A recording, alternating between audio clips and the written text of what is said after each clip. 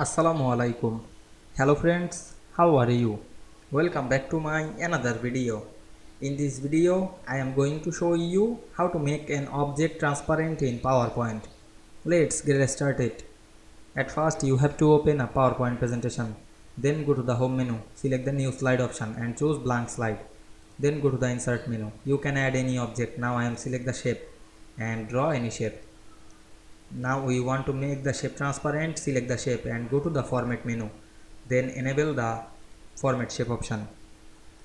Then we can see here many options. Now I am select the fill and line, then enable the fill, and we can see here the transparency. You can make the shape transparent, increase the transparency, then close the window. Now we want to make sure that shape is transparent.